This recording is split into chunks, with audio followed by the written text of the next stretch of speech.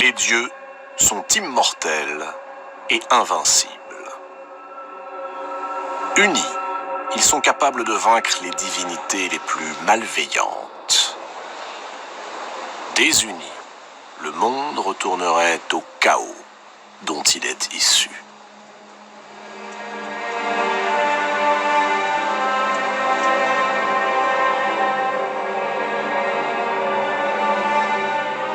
Ces divinités sont fières, susceptibles, orgueilleuses. En elles sommeillent la ruse et l'intelligence.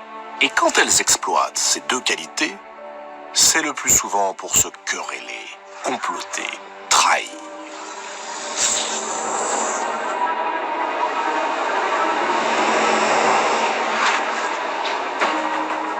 Au fond, les dieux ne sont pas loin de ressembler aux mortels. Ils sont en proie aux deux mêmes passions, l'amour et la haine.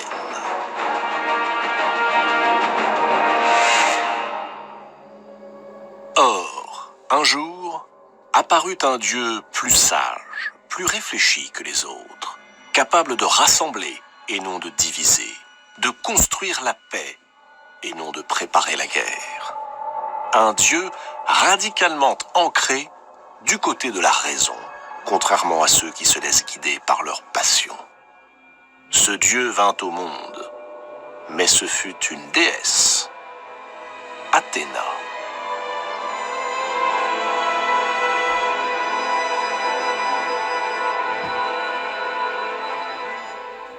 À divinité exceptionnelle, naissance exceptionnelle. Zeus avait épousé en premières noces la nymphe Métis, dont le nom signifie à la fois prudence et ruse. En dépit de quelques orages déclenchés par les infidélités du roi des dieux, le couple vivait heureux. Et puis un jour, deux autres divinités, Gaïa, la terre, et Ouranos, le ciel, vinrent frapper à la porte du maître de l'Olympe. Ils lui firent cette inquiétante prédiction. Après avoir donné naissance à une fille, Métis enfantera un garçon. Et ce garçon surpassera son père en ruse et en puissance, et finira par le détrôner.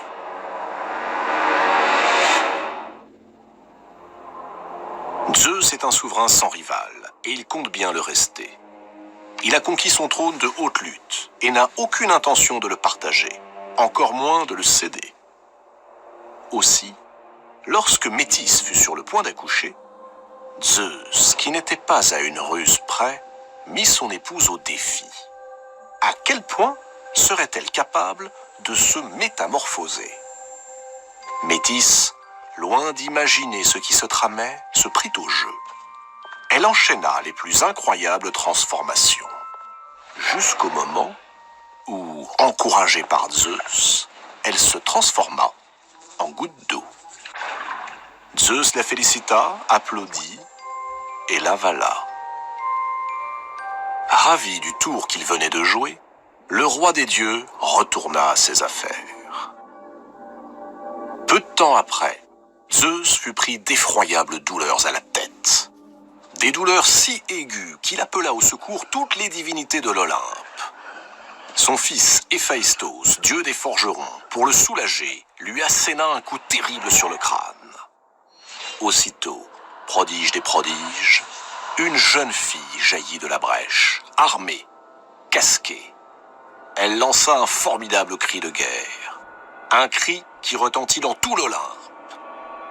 Alors les dieux furent saisis de crainte, les fleuves et les mers se gonflèrent de vagues mugissantes, et le soleil immobilisa ses chevaux de feu. Athéna venait de naître.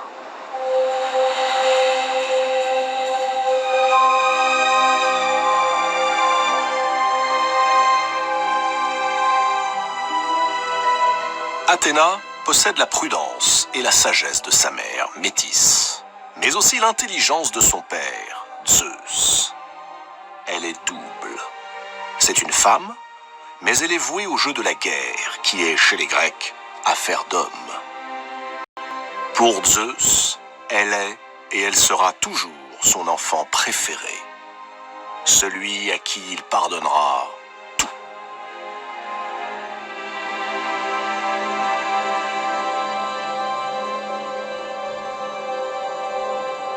Zeus confie l'éducation d'Athéna au dieu fleuve Triton. Triton a déjà une fille, Pallas. Très vite, les deux jeunes déesses deviennent inséparables. Or, un jour qu'elles s'entraînent en combat singulier, et alors que Pallas s'apprête à frapper Athéna, Zeus, craignant pour sa fille, s'interpose. Surprise par l'apparition du roi des dieux, l'infortuné Pallas baisse sa garde et reçoit d'Athéna un coup terrible. Un coup involontaire, mais un coup mortel.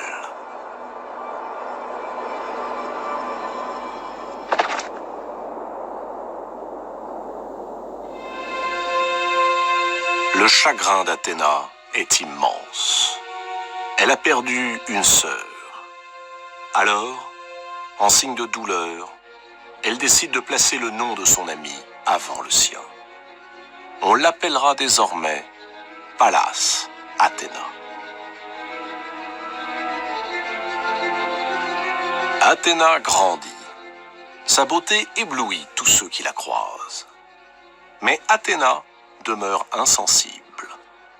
Elle repousse toutes les avances. Elle est vierge et bien déterminée à le rester.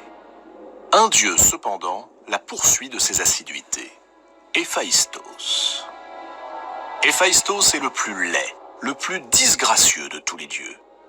Forgeron boiteux, c'est lui qui, d'un coup de sa masse, avait permis à Athéna de venir au monde. Il en est d'autant plus amoureux qu'il vient d'être abandonné par son épouse, Aphrodite.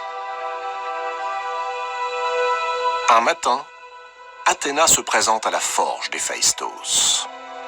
Elle vient lui commander des armes. Héphaïstos s'empresse de lui dire qu'il n'acceptera aucun paiement, qu'il exécutera ce travail uniquement pour l'amour d'elle. Flattée, Athéna accepte. Quelques jours plus tard, la déesse vient récupérer ses armes. Héphaïstos commence par l'accueillir aimablement. Puis, tout à coup, enflammé par le désir, incapable de se maîtriser, il se précipite sur Athéna et cherche à abuser d'elle. En réalité, Héphaïstos, qui se conduit rarement de façon aussi grossière, est victime d'un mauvais tour, dont l'auteur n'est autre que Poséidon, le frère de Zeus. Poséidon et Athéna entretiennent depuis toujours une rivalité. Poséidon se sert d'Héphaïstos pour nuire à la déesse. Quelques heures auparavant, il lui a donc fait savoir qu'Athéna était en route pour sa forge et qu'elle espérait vivement qu'Héphaïstos lui ferait la cour avec ardeur. Athéna se débat, repousse le forgeron et s'enfuit. Tout boiteux qu'il est, Héphaïstos réussit pourtant à la rattraper et tente à nouveau de s'unir à elle. Il le fait avec tant de maladresse qu'il déchire sa tunique. Le corps dénudé de la déesse lui apparaît dans toute sa splendeur. Héphaïstos est subjugué. Athéna profite de son trouble pour se dégager, mais au moment où elle va s'échapper, un long jet de sperme atteint sa jambe à hauteur de la cuisse. Dégoûtée, Athéna saisit un morceau de laine, s'essuie et le jette par terre. Mais la laine, tombée sur le sol, féconde Gaïa, la terre-mère. Gaïa est désormais grosse du désir d'Héphaïstos. Et quelque temps plus tard, Gaïa donne naissance à un enfant. C'est une créature bizarre, mi-homme, mi-serpent.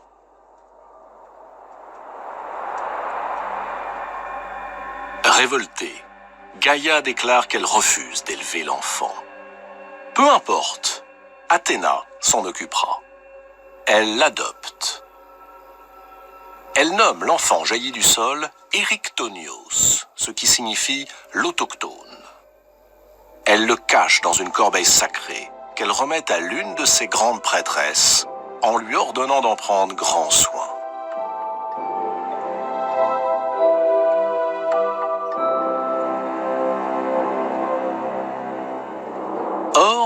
Un jour qu'elle est de retour d'une fête, portant la corbeille sacrée dans laquelle somnole le jeune Érictonios, ses deux sœurs, dévorées par la curiosité, soulèvent le couvercle du panier. Lorsqu'elles découvrent un enfant doté d'une queue de serpent, elles sont prises de panique, poussent des hurlements de terreur et se jettent du haut de l'acropole.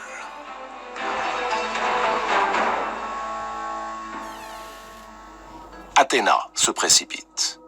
Elle soulève l'enfant de son berceau de fortune et le place à l'abri dans l'enceinte de son temple. Jour après jour, elle va l'élever avec tant d'amour que tous ceux qui les verront seront persuadés que la déesse est sa véritable mère.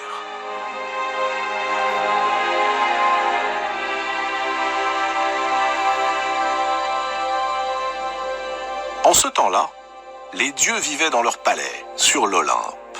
Mais il n'existait pas de cité sur terre qui leur fût exclusivement consacrée.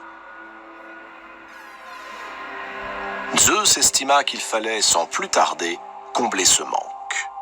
Il convoque alors tous les dieux et leur demande de choisir une ville dans laquelle les hommes honoreront leur culte. Une seule cité pour chaque dieu. Chacun fait son choix. Apollon choisit Delphes. Arès prend Sparte. Aphrodite s'établit à Corinthe. Même Artémis, pourtant solitaire et farouche, se résout à choisir une ville. Ce sera Éphèse. Mais lorsque vient le tour de Poséidon et d'Athéna, tous deux revendiquent la possession de l'Attique. Le ton monte. Voyant son frère et sa fille se disputer de plus en plus violemment, Zeus décide que le roi de l'Attique, le sage Cécrops, sera l'arbitre de ce conflit.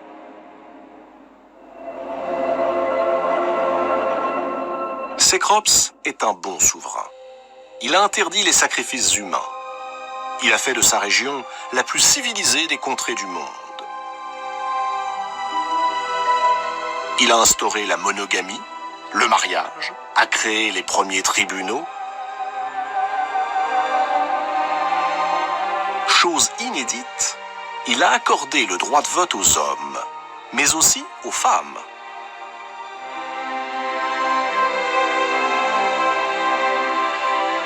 Cécrops obéit aux souhaits de Zeus. Il s'enferme dans son palais. Quelques heures plus tard, il en ressort et déclare que la ville sera placée sous le patronage du dieu qui fera aux hommes le don le plus utile. Poséidon est sûr de l'emporter. Le dieu des océans pointe son trident vers le sol et fait jaillir une magnifique source. Une source d'eau salée qui déferle sur les plaines asséchées. Il offre aux habitants de l'Attique un somptueux bassin, une sorte de piscine géante dans laquelle les hommes pourront occuper leurs loisirs et s'entraîner aux courses nautiques qu'ils affectionnent tant. Puis il redouble son cadeau et offre à Cécrops lui-même un splendide étalon noir. Un cheval magique jailli de l'écume et réputé invincible à la guerre. Athéna, elle, réfléchit.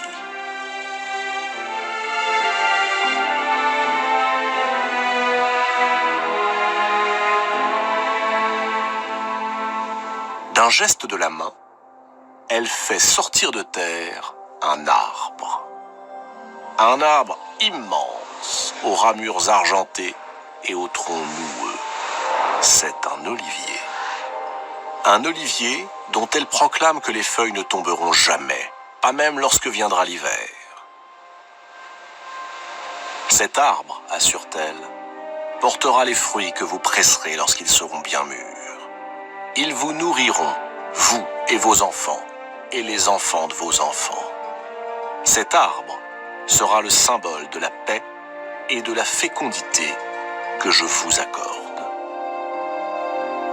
Sous le regard de Thémis, la déesse de la justice, les habitants de l'Attique passent au vote. Et ce sont les voix des femmes qui font pencher la balance divine du côté d'Athéna.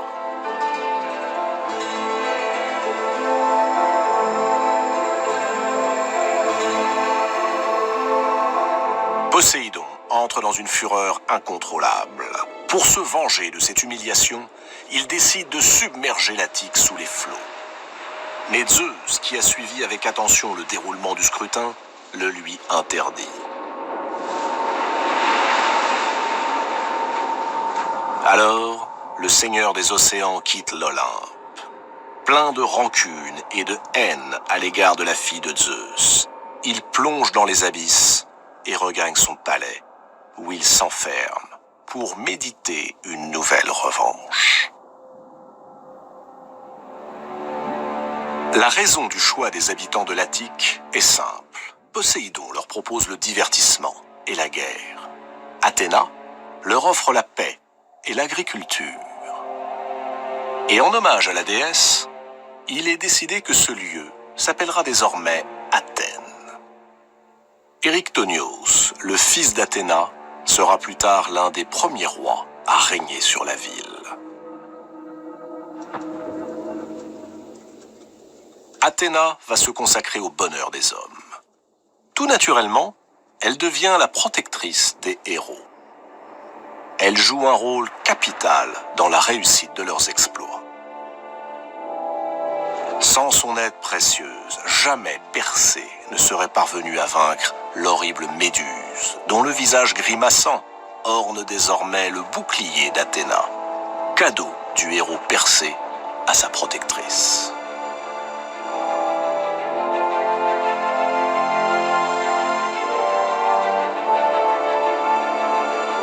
Pendant la guerre de Troie, Athéna prend parti pour les Grecs et leur inspire l'idée du cheval de bois.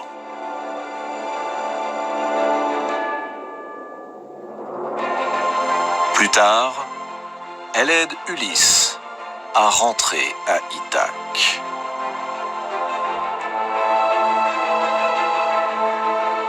Enfin, sous les traits du sage Mentor, elle guide le jeune Télémaque dans ses démarches pour retrouver les traces de son père.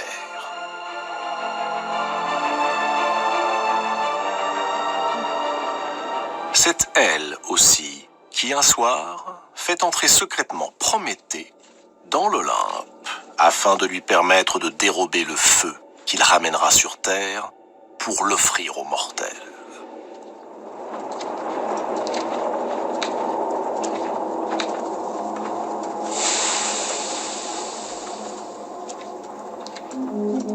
Aux mortels, justement, Athéna inspire audace et sang-froid, une forme nouvelle de bravoure, guidée par la réflexion et la ruse, non par la fureur désordonnée et aveugle. Athéna, déesse de la guerre, se présente aux mortels comme l'opposé de son frère Arès, lui aussi dieu de la guerre, mais dieu du carnage et du sang. Athéna, contrairement à Arès, met l'intelligence au service de la guerre, afin de parvenir à la paix et non à l'extermination de l'ennemi.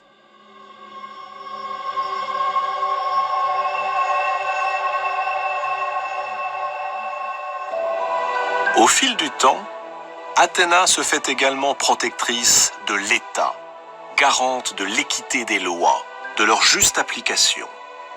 Mais elle comprend très vite que sans prospérité, les lois seules ne suffisent pas. Alors, pour que se développe le bien-être des hommes, elle leur offre la charrue et le joug pour les bœufs. Elle leur enseigne aussi les nombres. Elle transmet aux femmes l'art de la cuisine, celui de tisser et de filer. Elle inspire également la construction des navires, le travail du bois, le polissage des planches, l'ajustement des différentes pièces de la charpente. C'est ainsi qu'elle préside à la construction de l'Argo, le plus grand navire jamais construit jusque-là, à bord duquel Jason et ses marins iront récupérer la fameuse toison d'or.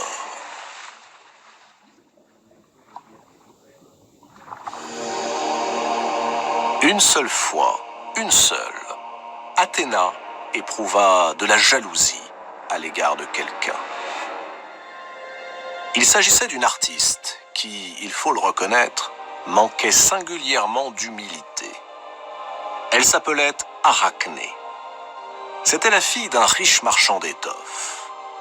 Arachné était devenue une véritable experte dans l'art raffiné du tissage. Elle confectionnait de magnifiques broderies, imaginait des motifs plus beaux les uns que les autres, fabriquait des voiles ou des robes d'une splendeur que l'on disait inégalable, au point que sa renommée parvint jusqu'aux oreilles d'Athéna, qui décida un beau jour de se rendre compte par elle-même des talents de ce jeune prodige. Athéna prit les traits d'une vieille femme aux tempes grisonnantes et se présenta devant la jeune fille. À sa grande surprise, elle découvrit un personnage orgueilleux, vantard, qui prétendait que nul au monde ne savait filer aussi bien qu'elle, et qui ajouta, comble de maladresse, personne, pas même la déesse Athéna. Athéna prit tout d'abord cette attitude pour une fanfaronnade d'adolescente. Bienveillante, elle conseilla à Arachné de retirer ses paroles et de rendre hommage à la déesse. Mais Arachné, emportée par sa fougue, persista. Oui, elle se sentait capable de défier la puissante Athéna si celle-ci osait se mesurer à elle. Et aussitôt, assurant qu'elle allait en donner la preuve, elle fit courir ses doigts le long de la chaîne. Le métier à tisser crépita, et peu à peu, les motifs apparurent. Arachné avait choisi de représenter les amours des dieux et les métamorphoses dont ils usaient si fréquemment. Quand elle eut terminé, Athéna, toujours déguisée en vieille femme, inspecta son travail. Elle ne trouva rien à redire. C'était la perfection même. Inutile qu'elle se mît à tisser. Le travail de la jeune Arachné dépassait de très loin ce qu'elle pourrait faire. Alors la déesse se laissa submerger par la colère. Elle, pourtant si raisonnable, brisa tout ce qui se trouvait sur son passage et quitta la pièce. Lorsqu'Arachné découvrit que la vieille femme n'était autre qu'Athéna, elle sombra dans le désespoir. Elle venait de commettre un abominable sacrilège et d'infliger une terrible offense à celle qu'elle chérissait pourtant entre toutes. Accablée par le remords, Arachné s'enferma dans le grenier de son père et se pendit.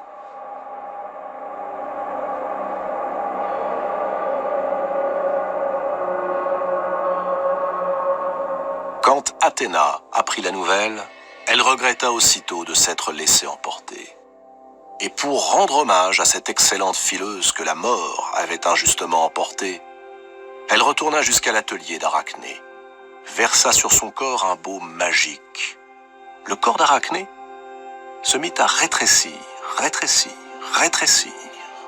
jusqu'à n'être plus qu'un minuscule ventre duquel dépassaient de petites pattes grêles et velues. Ainsi, murmura la déesse, tu resteras pendu à jamais, puisque tel fut ton choix. Mais comme autrefois, tu poursuivras ton œuvre, Arachné, sous les traits d'une araignée.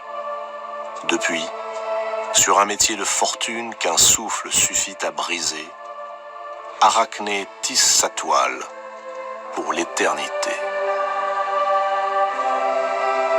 Veillez, comme tous les artisans et tous les artistes, par la déesse Athéna.